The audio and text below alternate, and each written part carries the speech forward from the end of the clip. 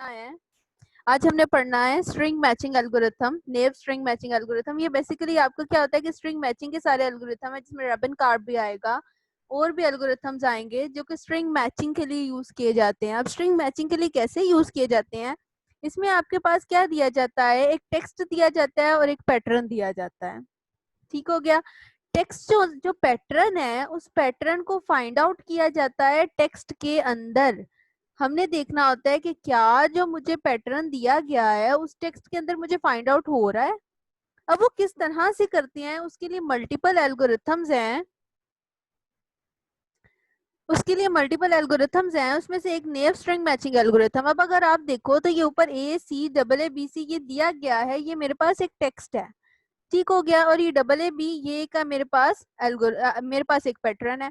इस पैटर्न को मैंने मैच करना है इस टेक्स्ट के साथ कि क्या ये पैटर्न इस टेक्स्ट के अंदर एग्जिस्ट कर रहा है।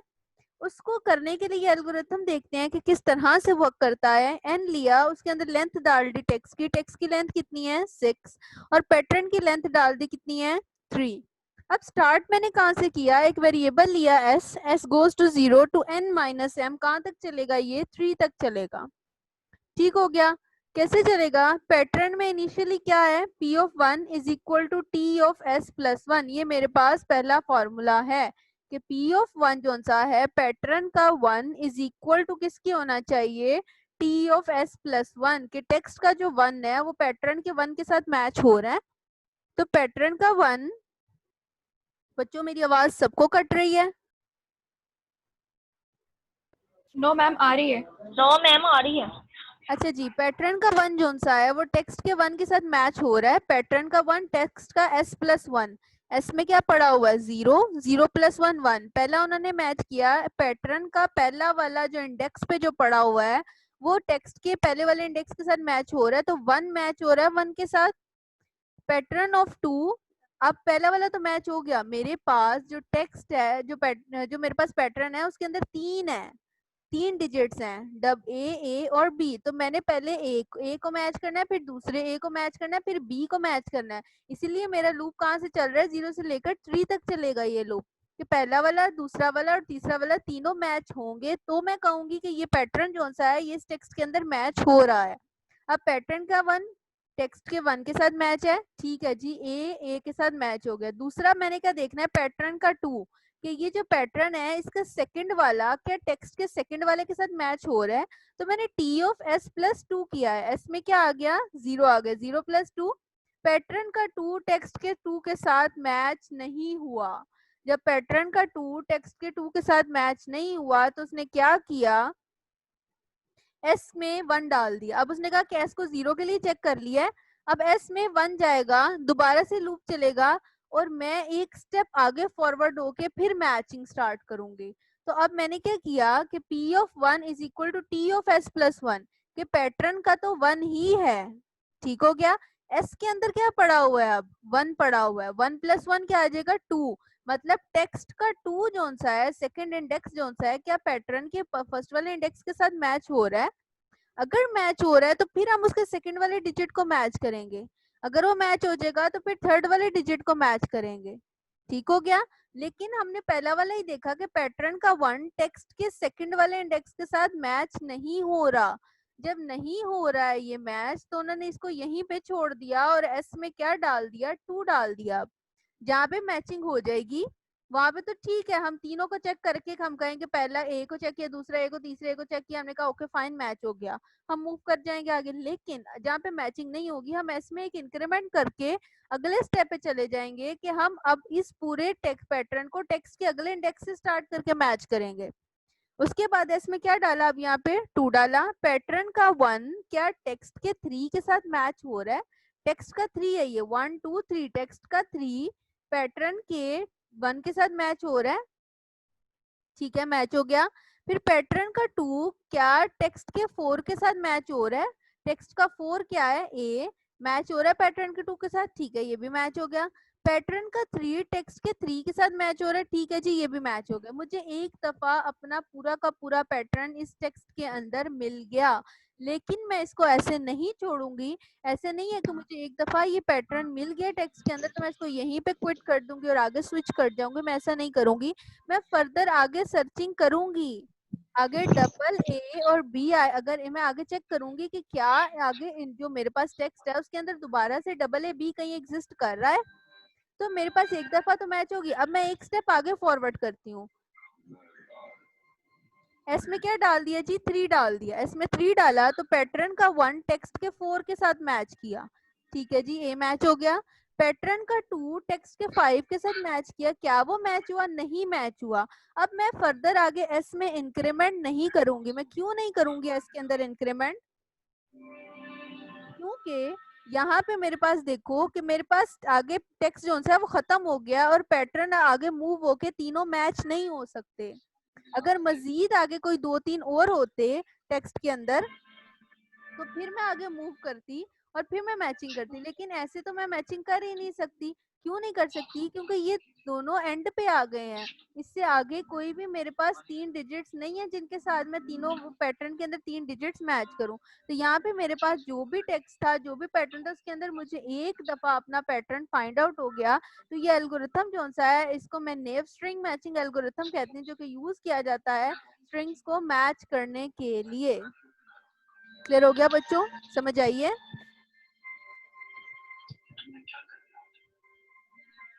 गर्ल्स समझ आइए? किसी को कोई मसला तो नहीं है? मैम 1 मिनट में रिपीट कर दें। ओके, दोबारा देख लेते हैं।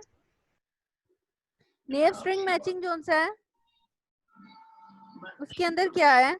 मेरे पास एक टेक्स्ट दिया गया और एक पैटर्न दिया गया है। मैंने इस पैटर्न को फाइंड आउट करना है इस टेक्स्ट के अंदर से। ठीक हो गया? s is equal to 1, pattern of 1 is equal to t of s plus 1। Pattern of 1 मेरे पास क्या था? एक मिनट, सॉरी, यहाँ से था। इसको मैंने s क्या है मेरे पास? 0, और मेरे पास टेक्स्ट फिलहाल 0 है, 0 से 3 तक चलेगा। पैटर्न का 1 t of s plus 1। s में क्या पड़ा हुआ है? 0, 0 प्लस 1 क्या हो गया? 1। पैटर्न का 1 टेक्स्ट के 1 के साथ मैच होता है। ये इंडेक्सेस को रिप्रेजेंट कर रहे हैं। ये p ऑफ 1 और t ऑफ 1 जो से हैं ये उनके इंडेक्सेस को रिप्रेजेंट कर रहे हैं। p of 1 is equal to t of 1, ऐसा है। मैच हो गया, ठीक है। उसके बाद दूसरा वाला मैच किया, p ऑफ 2 t ऑफ 2 के साथ मैच होता है। नहीं मैच हुआ, उन्होंने छोड़ दिया और एक स्टेप आगे मूव कर गए। एक स्टेप आगे मूव करने से क्या हुआ? एस में क्या आ गया? 1 आ गया। जब एस में 1 आया तो p of 1 is equal to t of s plus 1।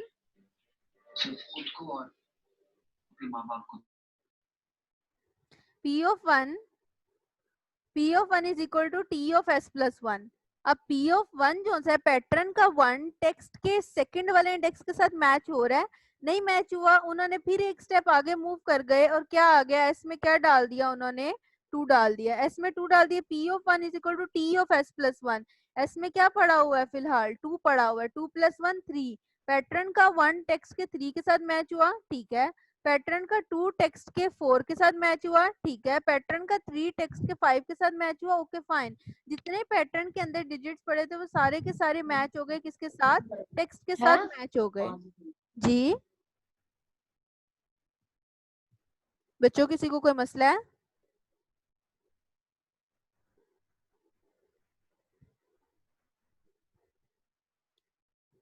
Girls, किसी को कोई मसला है?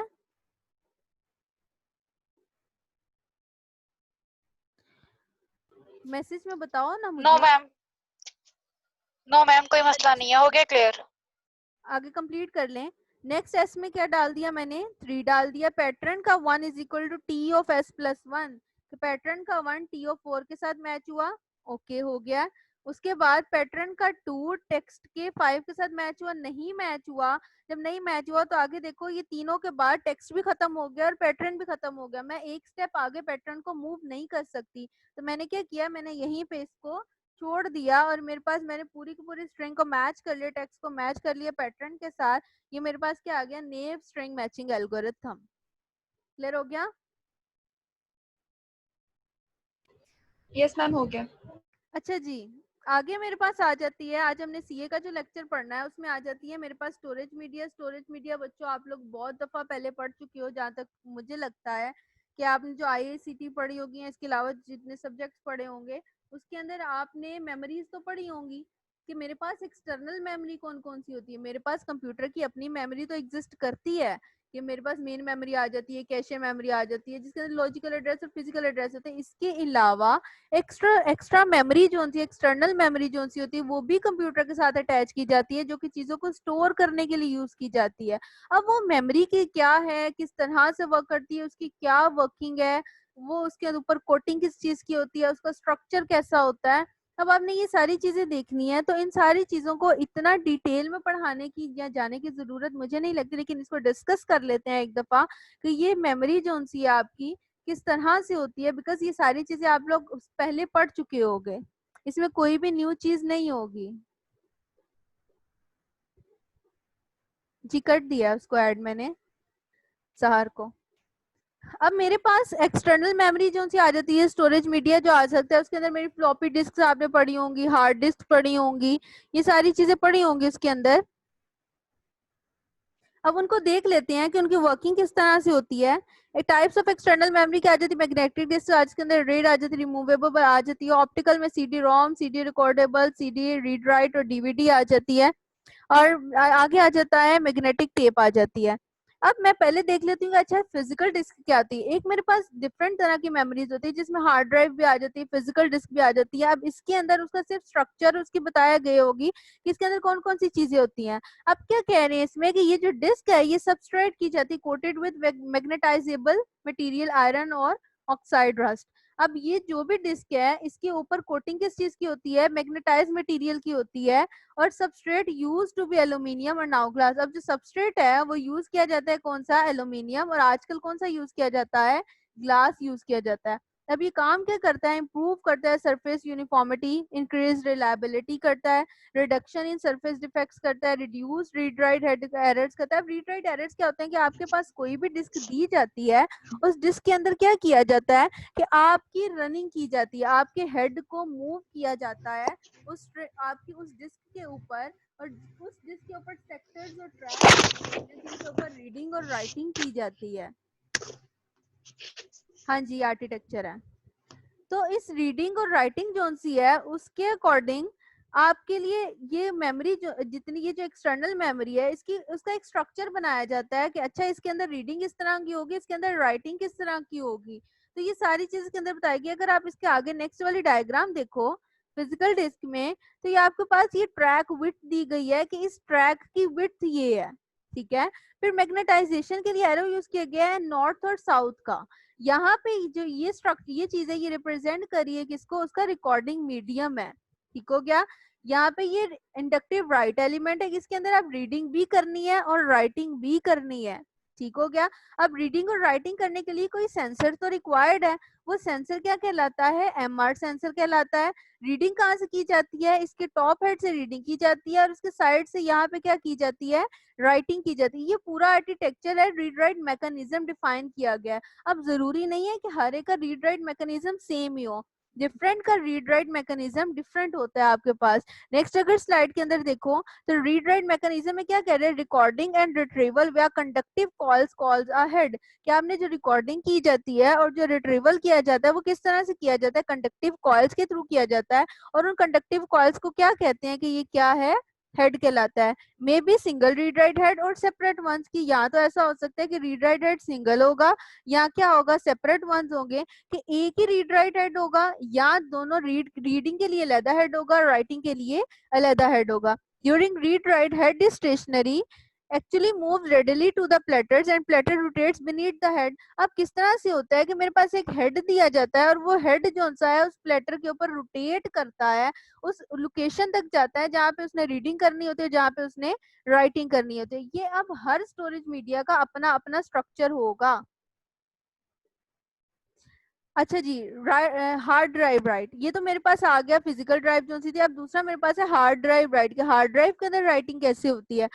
Current through coil produces magnetic field. अब कॉइल के थ्रू जो करंट जनरेट होता है वो प्रोड्यूस करता है क्या, मैग्नेटिक फील्ड प्रोड्यूस करता है। पल्स सेंड की जाती है, जब वो मैग्नेटिक फील्ड प्रोड्यूस करता है तो पल्स हेड को सेंड की जाती है, और जब हेड तक जाती है तो magnetic pattern recording on the surface below, कि जो भी सरफेस उस हेड के नीचे होती है उसके ऊपर मैग्नेटिक पैटर्न रिकॉर्ड कर लिया जाता है। अब उस मैग्नेटिक पैटर्न के अंदर क्या होती है, या तो आपकी रीडिंग होती है या राइटिंग होती है, जो कि उस डिस्क के ऊपर, उस ड्राइव के ऊपर की जा रही होती है, और किसके थ्रू की जा रही होती है, इस हेड के थ्रू की जा रही होती है। हार्ड ड्राइव रीड क्या होती है, ट्रेडिशनल क्या होती है जी, magnetic field moving relative to the coil produces current, कि जो भी मैग्नेटिक फील्ड कॉइल के अकॉर्डिंग जो मूव कर रहा होता है वो प्रोड्यूस क्या करता है, करंट प्रोड्यूस करता है, एनालोगस टू द जनरेटर और alternator.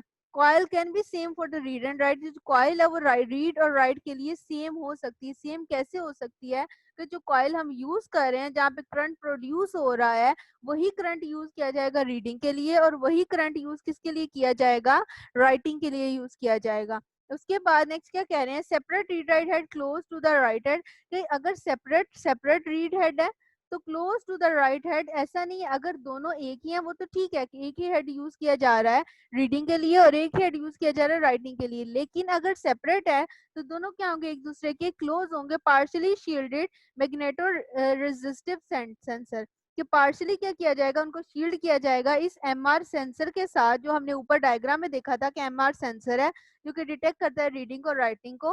Electrical resistance depends on the direction of magnetic field, जो इलेक्ट्रिकल रेजिस्टेंस है वो डिपेंड कर रही होती है उसकी डायरेक्शन के ऊपर। Passing current through it result in different voltage level for different resistance, कि हर वोल्टेज लेवल के लिए डिफरेंट रेजिस्टेंस जनरेट होगी और डिफरेंट पैटर्न होगा। अगर आपकी एग्जांपल अगर याद हो आपको, तो आपके प्रिंटर के अंदर एक इंक यूज की जाती है, अगर वो प्रिंट इंक आपकी फुल है, आपके सब कुछ ठीक चल रहा है तो आपकी प्रिंटिंग बिल्कुल ठीक होती है, और अगर उसका स्ट्रक्चर को ठीक नहीं या इंक कम है तो आपकी प्रिंटिंग जो है वो उस तरह लाइट होती है।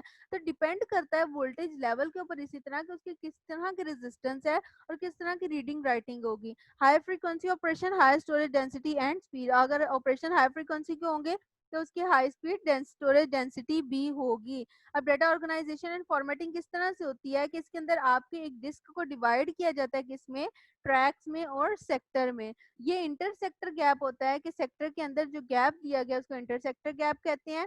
ये आपके पास डिफाइन करते हैं ट्रैक्स को, और ये डिफाइन करते हैं किसको, सेक्टर्स को डिफाइन करते हैं। अब नेक्स्ट क्या आ जाता है, डेटा ऑर्गेनाइजेशन एंड फॉर्मेटिंग। अब कॉन्सेंट्रिक रिंग्स और ट्रैक्स, अब ऑर्गेनाइजेशन इसके अंदर जो आपके पास डिस्क दी गई है इसका उसी का डिफाइन किया गया है कि एक ही डिस्क है, उस डिस्क को डिवाइड किस में किया गया है, सेक्टर्स में, ट्रैक्स में। अब सेक्टर किसको कहते हैं, इस पूल का आप इसको क्या कह रहे हैं, सेक्टर कह रहे हैं। इसका जो डिफरेंस है आपस में इसको हम क्या कह रहे हैं, ये हमारे पास क्या है, ट्रैक है। इनके दरमियान में जो आ रहा है इसको मैं कह रहे हैं इंटर ट्रैक गैप है यहाँ पे, और ये जो आ रहा है इसको हम कह रहे हैं ये क्या है, इंटर सेक्टर गैप है आपके पास।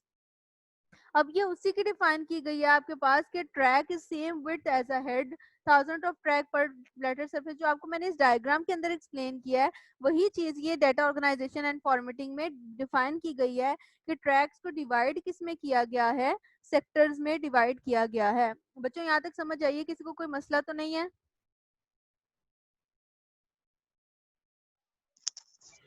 यस मैम आ गई, अच्छा जी, इसके बाद क्लियर है।